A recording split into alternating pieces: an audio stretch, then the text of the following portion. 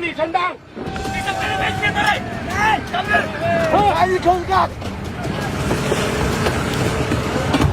Makikita sa video ang aktual na konfrontasyon sa pagitan ng mga tauhan ng Pilipinas at China sa West Philippine Sea. Ramdam ang matinding tensyon habang nagsisigawan ng magkabilang panig, nagpapaluan ng sagwan at paulit-ulit na inuutusan ng isa't isa na umalis sa lugar. Sa bawat segundo ng pangyayaring ito, kitang-kita kung gaano kainit ang sitwasyon sa gitna ng karagatan.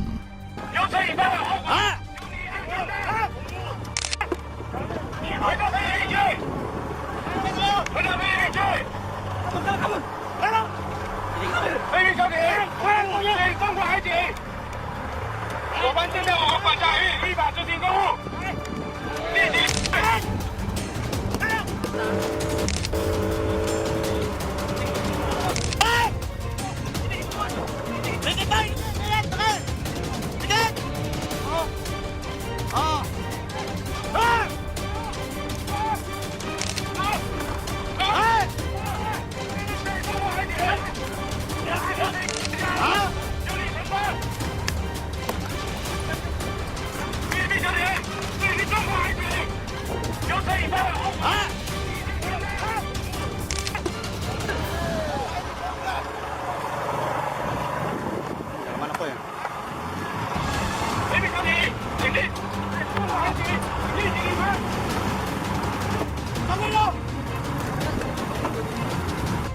Ayon sa Armed Forces of the Philippines, nasugatan ng isang tauhan ng Philippine Navy at napinsala o nabutas din ang isang rubber boat sa isinagawang misyon. Sa panig naman ng China, iginiit nilang ang mga tauhan ng Pilipinas ang unang bumangga sa kanilang sasakyang pandaga at sila umano ang lumabag sa kanilang ipinagbabawal na lugar. 菲律宾小艇，请立即离开。否则有此以上后果由你承担。你是菲律宾舰队，还是空干。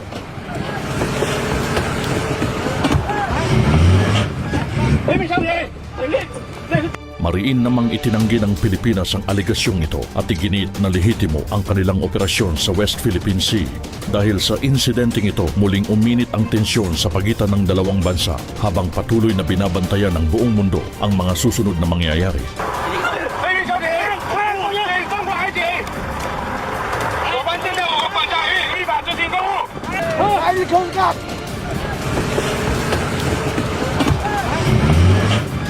菲律宾小艇。